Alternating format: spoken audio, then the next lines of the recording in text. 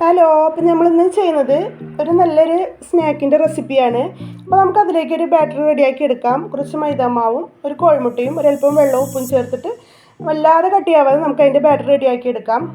എന്നിട്ട് നമുക്ക് ഓരോ ദോശയായിട്ട് ചുട്ടെടുക്കാം കേട്ടോ. ഈ സ്നാക്ക് ഉണ്ടാക്കണമെങ്കിൽ നമുക്കിങ്ങനെ ദോശ എടുത്തതിന് ശേഷം വേണം നമുക്ക് റെഡിയാക്കി എടുക്കാൻ.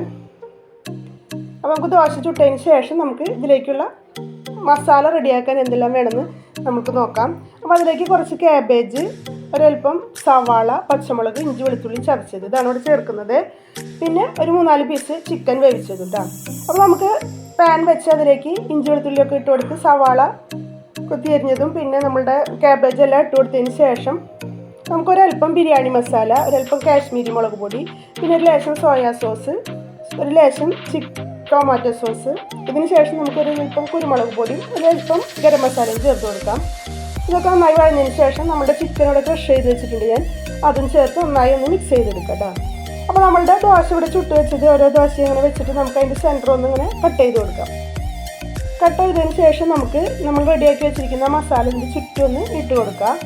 ചുറ്റിട്ട് കൊടുത്തതിന് ശേഷം നമുക്കിതിങ്ങനെ കട്ട് ചെയ്ത ഭാഗം തൊട്ട് ഇങ്ങനെ മടക്കി കൊടുക്കാം കേട്ടോ. ഒരു സമൂസയുടെ ഷേപ്പിൽ നമുക്കിതൊന്ന് ഇങ്ങനെ മടക്കി ഫുള്ള് ഇങ്ങനെ മടക്കിയെടുക്കണം.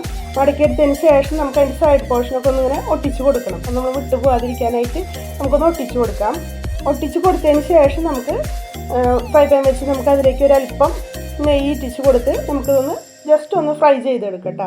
ഇതിൽ പ്രത്യേകിച്ച് നമ്മൾ വേറെ ഓയിലോ കാര്യങ്ങളോ വെളിച്ചെണ്ണ ഒന്നും ചേർക്കുന്നില്ല. അതുകൊണ്ട് നല്ല ടേസ്റ്റി നല്ല ഹെൽത്തിയാണ്, വേറെ കുഴപ്പമൊന്നുമില്ല. അപ്പോൾ നമുക്കിതൊന്ന് ഫ്രൈ ചെയ്തെടുക്കാം. അപ്പോൾ ഇതിൻ്റെ പേരാണ് പത്തിരിപ്പത്തു. ഞാൻ ആദ്യമായിട്ട് ഈ പേര് കേൾക്കുന്നത്. നമ്മളുടെ ഒരു ലക്ഷദ്വീപുകാരുടെ ഒരു പലഹാരമാണ്. അപ്പോൾ ഞാനൊന്ന് ട്രൈ ചെയ്ത് നോക്കിയാണ്. നല്ല ടേസ്റ്റിയാണ്, നിങ്ങളൊന്ന് ട്രൈ ചെയ്ത് നോക്കുക. അപ്പോൾ എൻ്റെ ചാനൽ ഇഷ്ടപ്പെട്ടെങ്കിൽ ഒന്ന് സബ്സ്ക്രൈബ് ചെയ്യുക, ലൈക്ക് ചെയ്യുക. വീണ്ടും അടുത്ത വീഡിയോയിൽ നമുക്ക് കാണാം.